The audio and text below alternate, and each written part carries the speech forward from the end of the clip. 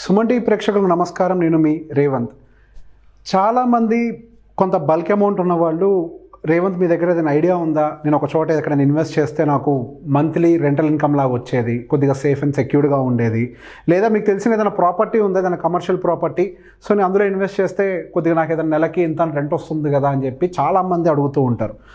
So బేసిక్గా మన దగ్గర ఉండేటువంటి చిన్నపాటి డబ్బులతోటి మనం పెద్ద కమర్షియల్ బిల్డింగ్ తీసుకోవడం కుదరదు, లేదా ఒక పెద్ద షట్టర్ని తీసుకోవడము కుదరదు. సో సహజంగా ఏం చేస్తూ ఉంటారంటే, కొంచెం ఏదైనా డబ్బులు ఉన్న వాళ్ళు ఏదైనా అపార్ట్మెంట్ కొనటము, ఇట్లాంటి పనులు చేస్తూ ఉంటారు.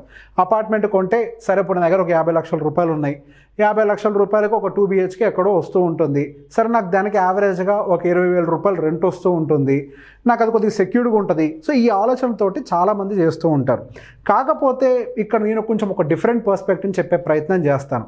ఈ రెగ్యులర్గా మన దగ్గర ఒక డబ్బులు ఉన్నాయి అని అంటే వెంటనే వెళ్ళిపోయి ఏదైనా అపార్ట్మెంట్ కొని రెంటల్ ఇన్కమ్ తీసుకోవడం లాంటిదే కాకుండా, మనకు ఆల్టర్నేటివ్ ఇన్కమ్ బిల్డ్ చేసుకోవడానికి ఒకవేళ మన దగ్గర ఏదైనా బల్క్ అమౌంట్ ఉన్నట్లయితే, ఏదైనా అపార్ట్మెంట్ కొనుక్కోవడానికి సరిపడా అమౌంట్ ఉన్నాయి, నేను ఎక్కడో చోట ఇన్వెస్ట్ చేయాలి, నాకు ఇన్కమ్ లాగా ఉండాలి అని అనుకునే వాళ్ళకి ఈ ప్లాన్ అనేది బాగా వర్కౌట్ అవుతుంది. కాకపోతే ఇది కొంతవరకు ఏంటి అంటే, చాలామందికి సబ్జెక్ట్ అవగాహన లేనిది, మ్యూచువల్ ఫండ్స్ అని అనగానే హై రిస్క్ ఉంటుంది అన్న మైండ్ సెట్లోనే ఉంటూ ఉంటారు. ఒక్క విషయం మనం గుర్తుపెట్టుకోవాల్సింది ఏంటి అని అంటే, మనం పుట్టక ముందు మార్కెట్స్ ఉన్నాయి, మనం ఇప్పుడు చూస్తుండగా మార్కెట్స్ ఉన్నాయి, మనం పోయిన తర్వాత కూడా మార్కెట్స్ అనేవి ఉంటూనే ఉంటాయి. ఈ ప్రపంచంలో ధనవంతులు అయిన వాళ్ళందరూ ఈ మార్కెట్స్లో పెట్టుబడులు పెట్టిన తర్వాత ధనవంతులు అయ్యారు, కానీ వాళ్ళకంతటా వాళ్ళ గ్రోత్ని చూపించిన వాళ్ళు కాదు. మన లైఫ్లో రియల్ ఎగ్జాంపుల్గా చూస్తున్నటువంటి రిలయన్స్ గ్రూప్ అయి ఉండొచ్చు, అదానీ గ్రూప్ అయి ఉండొచ్చు, మరి ఏ గ్రూప్ అయినా తీసుకోండి, వాళ్ళు మార్కెట్స్లోకి వచ్చిన తర్వాత వాళ్ళ షేర్ వాల్యూస్ ఇంక్రీజ్ అయ్యి వాళ్ళు ధనవంతులు అయ్యారు, కానీ డైరెక్ట్గా ధనవంతులైనటువంటి జాబితా ఇప్పుడు దాకా నేను చూసింది అయితే లేదు. సో అంత మోసపూరితమైనవి మార్కెట్స్ కాదు.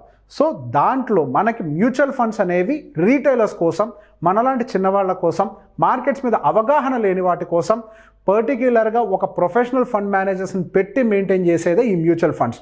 సో వాటిల్లో మనం ఇన్వెస్ట్ చేస్తే మన రిటర్న్స్ ఎలా ఉంటాయి? ఇప్పుడు ఫర్ ఎగ్జాంపుల్ మీరు 50 లక్షల రూపాయలు పెట్టి ఒక అపార్ట్మెంట్ 2 BHK ఫ్లాట్ కొన్నట్లయితే యావరేజ్గా ఒక 15,000 రూపాయల నుంచి 20,000 రూపాయలు రెంట్ మీకు వస్తుందని మనం ఎజ్యూమ్ చేద్దాం. మరి దాంతోపాటుగా ఏమొస్తుందండి అడిషనల్గా?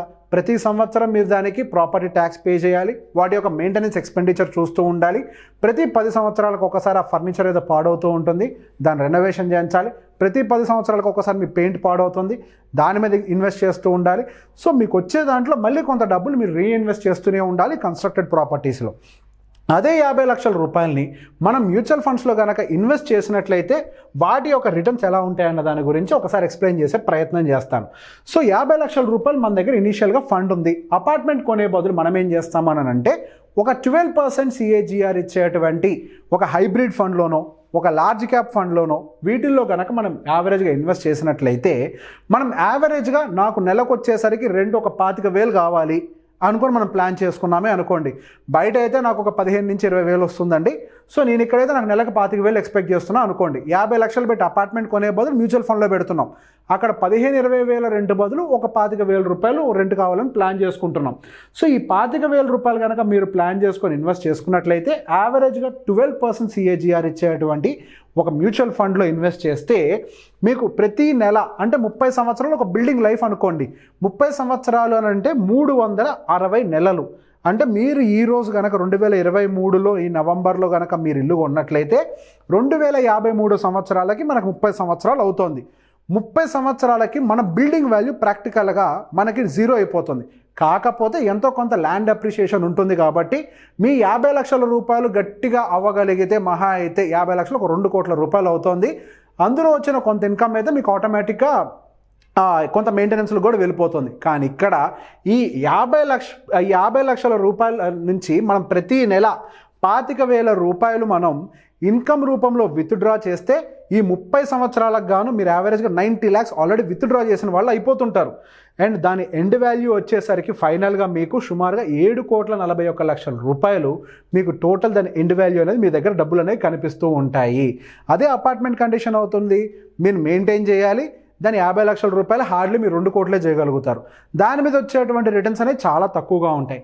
ఇక్కడ మీకేమవుతోంది, సుమారుగా దాని ఎండ్ వాల్యూ 7 కోట్ల వాల్యూగా ఉంటూ మీరు సుమారుగా 90 లక్షల రూపాయలని మీరు ప్లాన్గా విత్డ్రా చేశారు. సో బేసిక్గా ఇక్కడ మనం 50 లక్షల రూపాయలు అందరి దగ్గర ఉండవు. సో ఎంత అమౌంట్ విత్డ్రా చేయాలంటానికి ఒక చిన్న ఫార్ములా మనం యూజ్ చేస్తాం. ఎంత అమౌంట్ అని అంటే మనం ఇప్పుడు 50 లక్షల రూపాయలకి 6% తీసుకున్నామండి. యాన్యువల్ విత్డ్రాల్ వచ్చేసరికి 6%గా తీసుకున్నాం. 50 లక్షలకి 6% అంటే సుమారుగా సంవత్సరానికి 3 లక్షల రూపాయలు. మనం దాన్ని ఏం చేసాము అని అంటే డివైడెడ్ బై 12 నెలలు, అంటే నెలకి 25,000 రూపాయలు విత్డ్రా చేసే విధంగా ప్లాన్ చేసాం. ఇక్కడ మనం ఇన్వెస్ట్ చేసిన వాటి రిటర్న్స్ ఎంత 12%, మనం విత్డ్రా పర్సంటేజ్ ఎంత 6%. అంటే మనకు 12% రిటర్న్స్ వస్తుండగా 6% విత్డ్రా చేయంగా ఇంకో 6% అనేది మన క్యాపిటల్ అప్రిసియేషన్కి ఉపయోగపడుతూ ఉంటుంది. సో ఆ క్యాపిటల్ అప్రిసియేషన్లో యాడ్ అవుతున్న 6% మీకు ఇక్కడ వాల్యూని బిల్డ్ చేస్తుంది. మీరు విత్డ్రా చేస్తున్న ఈ 6% వాల్యూ సుమారుగా ఇక్కడ మీకు అది 90 లక్షల రూపాయలుగా చేరుకుంటుంది. సో రెంటల్ ఇన్కమ్, ఒక secondary income, alternative income generate చేయాలి అనుకున్న వాళ్ళు కేవలం రియల్ ఎస్టేట్ అనే ఆపర్చునిటీ అవసరం లేదు. మరికొంతమంది ఏం చేస్తున్నారు, ఆ డబ్బుల్ని ఎక్కడ పెట్టాలో కూడా తెలియక వేరే వాళ్ళకి తెలియని వాళ్ళకి ఇన్వెస్ట్మెంట్ అని చెప్పిస్తున్నారు, వాళ్ళు అక్కడ మోసపోతున్నారు. బయట ఆన్లైన్లో చాలా స్కామ్స్ జరుగుతూ ఉన్నాయి. మా దగ్గర మీరు పెట్టుబడి పెట్టండి, మీకు ప్రతి నెల ఇంత డబ్బులు ఇస్తాము అని చెప్పేసి అడుగుతూ ఉంటారు. అక్కడ డబ్బులు పెట్టి మోసపోయే వాళ్ళు ఉంటూ ఉంటారు. మనకి మార్కెట్లో స్టాండర్డ్గా ఇంత మంచి సెక్యూర్డ్ రిటర్న్స్ ఇచ్చేటువంటి ఇన్వెస్ట్మెంట్ టూల్ ఉండగా మనం బయట వాళ్ళని ఎవరినో నమ్ముకొని లేదో ఏదో వ్యాపారంలో డబ్బులు పెట్టి మోసపోవాల్సిన అవసరం అసలు లేనే లేదు. మనం ఎప్పుడైనా కానీ రిటర్న్స్ విషయంలో ఒక ప్రాక్టికల్ ప్లాట్ఫామ్ మీద నుంచొని ఉండాలి.